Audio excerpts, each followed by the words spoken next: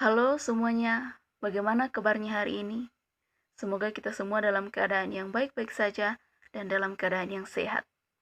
Perkenalkan, nama saya Kresna Mayura, saya adalah mahasiswa bimbingan dan konseling, jurusan Psikologi Pendidikan dan Bimbingan, Fakultas Ilmu Pendidikan Universitas Negeri Makassar.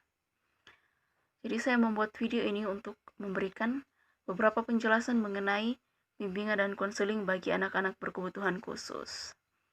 Jadi nanti akan dijelaskan beberapa hal mengenai apa itu anak berkebutuhan khusus, bagaimana kebutuhan dan keadaan mereka, serta lebih lanjut bagaimana bimbingan dan konseling memberikan bantuan kepada anak-anak yang berkebutuhan khusus. Materi pertama yang akan saya jelaskan yaitu hakikat dan konsep bimbingan dan konseling bagi anak berkebutuhan khusus. Yang pertama, kita perlu mengenal terlebih dahulu apa itu anak berkebutuhan khusus. Anak berkebutuhan khusus adalah kondisi di mana anak memiliki perbedaan dengan kondisi anak pada umumnya, baik itu dari segi fisik, kognitif, maupun psikologis. Nah, karena perbedaan-perbedaan tersebut, mereka membutuhkan penanganan yang semestinya sesuai dengan kebutuhan mereka. Di sekolah, diberlakukan layanan bimbingan dan konseling untuk membantu anak-anak berkebutuhan khusus untuk berkembang sesuai dengan kemampuan dan kondisi mereka. Adapun dasar pemikiran penyelenggaraan bimbingan dan konseling bagi anak berkebutuhan khusus adalah setiap anak adalah spesial. Anak adalah spesial diartikan bahwa semua individu tidak ada yang sama. Semua individu itu unik. Jadi mereka memiliki kemampuan untuk tumbuh dan mengembangkan potensi mereka sesuai dengan kemampuannya masing-masing. Lalu tujuan bimbingan dan konseling bagi anak berkebutuhan khusus adalah untuk mengembangkan diri dan menyesuaikan diri dengan optimal sesuai dengan hambatan dan gangguan atau kelainan yang dialaminya. Adapun layanan bimbingan dan konseling bagi anak berkebutuhan khusus terdiri dari 7, yaitu layanan orientasi, layanan informasi, layanan penempatan atau penyaluran, layanan bimbingan belajar, layanan bimbingan karir, layanan konseling perorangan, dan layanan mediasi. Materi yang kedua yaitu jenis-jenis anak berkebutuhan khusus. Anak berkebutuhan khusus dapat dikelompokkan ke dalam beberapa jenis, yaitu tunanetra, tunarungu, tunagrahita, tunadaksa, anak unggul berbakat istimewa, anak dengan hambatan berbicara dan bahasa, anak berkesulitan belajar, dan anak dengan gangguan spektrum autis. Saya akan menjelaskan satu persatu. Yang pertama, tunanetra adalah mereka yang memiliki gangguan penglihatan. Yang walaupun sudah diberikan alat bantu penglihatan, tetapi mereka masih tetap mengalami kesulitan. Lalu, yang kedua adalah tunarungu. Adalah mereka yang memiliki gangguan pada pendengaran, yang mengakibatkan hambatan pada berkomunikasi dan berbahasa. Lalu yang ketiga, tunagrahita adalah mereka yang memiliki skor intelijensi di bawah normal. Skor intelijensi di bawah normal yaitu 70 atau di bawah 70. Lalu yang keempat, tunadaksa adalah mereka yang memiliki gangguan pada sistem gerak dan sistem pernafasan yang umumnya melibatkan mereka sulit untuk bergerak secara fisik. Yang keempat adalah anak unggul berbakat istimewa, adalah mereka yang memiliki kemampuan di atas rata-rata orang pada umumnya. Umumnya mereka menunjukkan hasil kerja yang sangat tinggi. Lalu anak dengan gangguan berbicara dan bahasa adalah mereka yang memiliki gangguan dalam bidang berkomunikasi seperti gagap, gangguan artikulasi, dan gangguan suara. Lalu anak berkesulitan belajar adalah mereka yang memiliki kesulitan spesifik dalam belajar karena ada gangguan persepsi. Lalu yang kedelapan adalah anak autis, mereka yang memiliki gangguan perkembangan yang ditunjukkan dalam hal komunikasi, interaksi sosial, dan gerakan yang berulang. Ya, demikianlah 8 jenis anak berkebutuhan khusus. Materi yang ketiga yaitu permasalahan dan kebutuhan anak berkebutuhan khusus. Setiap jenis anak berkebutuhan khusus itu memiliki permasalahan dan kebutuhannya masing-masing. Saya akan menjelaskan satu persatu, mulai dari tunagrahita. Anak-anak tunagrahita memiliki permasalahan, yaitu perilaku yang tidak dapat mengatur diri sendiri, perilaku sosial bermasalah berkaitan dengan karakteristik pelajar, bermasalah dalam bahasa dan pengucapan, bermasalah dalam kesehatan fisik, kurang mampu berkomunikasi, memiliki kelainan dari sensori gerak, dan bermasalah berkaitan dengan psikiatrik. Lalu kebutuhan mereka adalah penempatan tempat duduknya, pengelompokan dengan temannya, dan kebiasaan bertanggung jawab, lalu mengadakan pusat belajar bagi anak-anak tunagrahita. Lalu yang kedua adalah kesulitan belajar. Anak berkesulitan belajar memiliki masalah seperti masalah dalam membaca atau disleksia, kesulitan belajar menulis, disgrafia, dan kesulitan belajar berhitung dalam diskalkula, sedangkan di mata pelajaran yang lain mereka tidak memiliki hambatan yang berarti. Lalu kebutuhan mereka adalah terkait dengan masalah-masalah belajar seperti mengenal angka dan huruf, menyortir dan mencocokkan huruf sesuai dengan permasalahan yang dialaminya. Lalu anak-anak hiperaktif. Permasalahan mereka adalah kesulitan berkonsentrasi dalam tugas-tugas kerjanya, selalu mudah bingung atau kacau pikirannya, tidak suka memperhatikan perintah dan penjelasan gurunya, tidak berhasil melakukan tugas-tugas sekolah, sangat sedikit kemampuan menghijau huruf, tidak mampu untuk meniru huruf. Lalu kebutuhan mereka adalah membangun kebutuhan yang terstruktur, kebiasaan tidur tepat waktu, penghargaan dan pujian, serta melakukan banyak aktivitas fisik di siang hari sehingga di malam hari mereka dapat beristirahat dengan cukup. Lalu tuna laras. Permasalahan mereka adalah tidak mampu belajar, bukan disebabkan faktor intelektual, tidak mampu melakukan hubungan baik dengan teman-teman dan guru, bertingkah atau berperasaan tidak pada tempatnya, lalu mereka selalu dalam keadaan persuasif dan tidak menggembirakan atau depresi, serta bertendensi ke arah simptom fisik. Kebutuhan mereka adalah memberikan pola belajar take and give, tidak memaksakan kehendak yang memaksa, memberikan ruang pada anak untuk berkembang, memberikan batasan mana yang boleh dan mana yang tidak boleh, serta menerapkan pola kasih sayang dan perhatian dalam setiap kegiatannya. Lalu anak-anak tunarungu. Permasalahan mereka adalah sulit mengenali sumber bunyi, sulit mengikuti petunjuk lisan, sulit berpartisipasi secara oral, ketergantungan terhadap instruksi, hambatan perkembangan bahasa dan bicara, perkembangan intelektual, dan prestasi belajar yang rendah. Kebutuhan mereka adalah membutuhkan situasi agar kemampuan mereka dapat dioptimalkan, disiplin diri, dan mengungkapkan ekspresi. Lalu anak-anak tunanetra.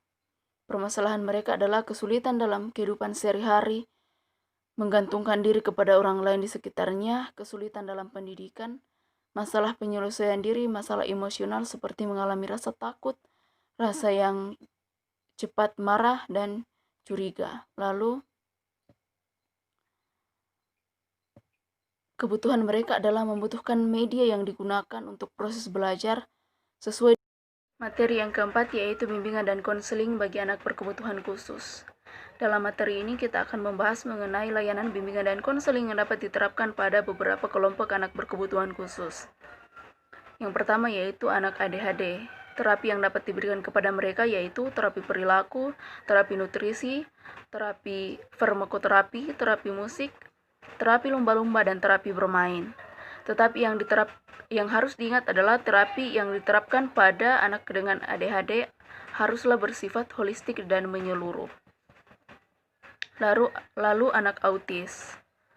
Terapi yang diterapkan kepada mereka adalah terapi tingkah laku untuk membantu mereka lebih bisa menyesuaikan diri, terapi wicara untuk memperlancar bahasa anak, dan pendidikan kebutuhan khusus untuk memusatkan perhatiannya dalam suatu kelas yang besar. Yang ketiga, anak retardasi mental. Dapat dilaksanakan konseling untuk menentukan ada atau tidaknya retardasi dan derajat retardasi mentalnya. Lalu evaluasi sistem kekeluargaannya dan pengaruh retardasi mental pada keluarganya, dan yang terakhir kemungkinan menempatkannya di panti khusus. Lalu anak talented, penanganan kepada mereka adalah dilakukan bimbingan untuk mengembangkan kemampuan khususnya, kontrol untuk bidang kehidupan sosial seperti menjalin hubungan baik dengan orang lain dan pengendalian diri yang baik. Yang terakhir anak gifted. Bantuan yang diberikan kepada mereka adalah mengembangkan kemampuan-kemampuan yang dimilikinya seperti kemampuan intelijensi di atas rata-rata, lalu kreativitas yang sangat tinggi, bakat dan prestasinya, dan yang terakhir kemampuannya dalam atau keterampilannya dalam memimpin. Lalu materi yang kelima yaitu pemahaman anak berkebutuhan khusus sebagai individu. Hal-hal yang perlu kita ketahui dari materi ini adalah yang pertama, peran BK dalam membangun kepercayaan diri anak berkebutuhan khusus. Di antaranya yaitu memberikan pengajaran keterampilan selain pendidikan untuk membekali kemampuannya ketika berhadapan dengan masyarakat.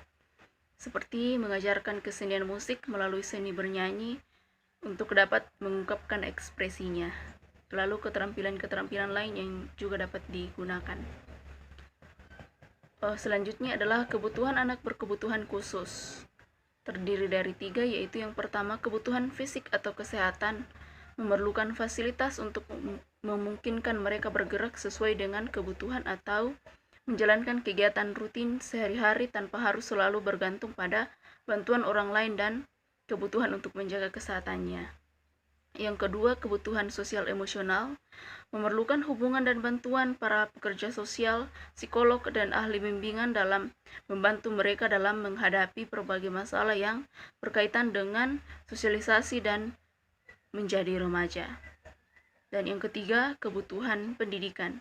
Kebutuhan pendidikan penyandang keluarbiasaan meliputi berbagai aspek yang berkaitan dengan keluarbiasaan yang disandangnya atau kebutuhan yang disandangnya. Materi yang keenam yaitu sekolah inklusi. Sekolah inklusi adalah sekolah yang menyediakan kesempatan kepada anak berkebutuhan khusus untuk menempuh pendidikan atau belajar bersama-sama dengan peserta didik yang lainnya. Dasar penyelenggaraannya adalah bahwa anak berkebutuhan khusus juga memiliki hak atau kesempatan yang sama dengan anak normal lainnya dalam hal memperoleh pendidikan. Karena sekolah inklusi memberikan kesempatan kepada anak berkebutuhan khusus dan anak normal untuk belajar di kelas yang sama, maka sekolah inklusi perlu melakukan inovasi atau penyesuaian kurikulum sehingga semua anak dapat belajar sesuai dengan kemampuan dan kebutuhannya. Selanjutnya, model pembelajaran di sekolah inklusi diantaranya adalah model kelas reguler, model cluster, model pull out, model cluster dan pull out, model kelas khusus, dan model khusus penuh. Lalu materi yang ketujuh yaitu teknik-teknik asesmen bagi anak berkebutuhan khusus.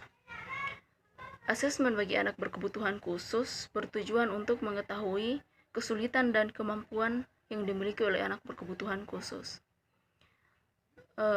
Teknik-teknik asesmen yang dapat digunakan diantaranya yaitu observasi, contoh pekerjaan, tes acuan kriteria, inventory informal, analisis tugas, checklist, rating scale, kuesioner, dan tes acuan normatif. Yang harus diperhatikan dalam penggunaan asesmen bagi anak berkebutuhan khusus adalah harus disesuaikan dengan kemampuan dan keadaan diri anak berkebutuhan khusus. Dan materi yang terakhir yaitu materi 8, teknik dan model bimbingan dan konseling bagi anak berkebutuhan khusus. Terdapat 3 pendekatan yang akan saya jelaskan di sini. Mulai yang pertama adalah pendekatan individual dan kelompok. Pendekatan individual adalah konselor berfokus pada seorang klien saja. Sedangkan pendekatan kelompok, konselor akan menghadapi beberapa konseli dalam waktu yang sama. Yang perlu diperhatikan dalam pendekatan individual dan kelompok adalah jika permasalahannya sama atau kebutuhannya sama dapat digunakan konseling kelompok. Akan tetapi jika permasalahan atau kebutuhannya berbeda dapat digunakan konseling perorangan. Pendekatan yang kedua yaitu pendekatan behavior. Terdapat 3 bagian, yaitu yang pertama operant learning. Operant learning ini berfokus pada penguatan yang dapat menghasilkan perilaku yang diharapkan, serta pemanfaatan situasi di luar siswa yang dapat memperkuat perilaku yang dikehendaki. Penguatan hendaknya sesuai dengan kebutuhan siswa. Lalu yang kedua adalah social modeling. Metode ini berfokus pada perlunya konselor merancang perilaku adaptif yang dapat dijadikan model bagi siswa, baik dalam bentuk rekaman, program pengajaran, video, film, dan biografi. Model yang dipilih hendaknya subjek yang kompeten, atraktif, menarik, dan berpengaruh. Lalu yang ketiga adalah cognitive learning. Metode ini menekankan pada pentingnya aspek perubahan kognitif siswa anak berkebutuhan khusus. Dalam pelaksanaannya dapat dilakukan melalui pengajaran secara verbal, kontak antara konselor dengan siswa ABK, dan bermain peran. Pendekatan yang terakhir yaitu pendekatan reality. Pendekatan ini berfokus untuk membantu siswa agar mempunyai emosi yang kuat dan rasional. Konselor yang menggunakan pendekatan ini berperan untuk berbicara mengenai tingkah laku siswa anak berkebutuhan khusus, mengarahkan perhatian siswa anak berkebutuhan khusus tentang tingkah lakunya, memberikan penilaian atas tingkah lakunya, mendorong menemukan alternatif, dan membantu mengadakan perubahan tingkah laku siswa anak berkebutuhan khusus. Demikianlah 8 materi dalam bimbingan dan konseling anak berkebutuhan khusus yang dapat saya jelaskan pada video ini. Semoga dapat dimengerti dan semoga bermanfaat bagi semua yang mendengarkan. Terima kasih sudah menonton dan sampai jumpa pada video-video yang berikutnya.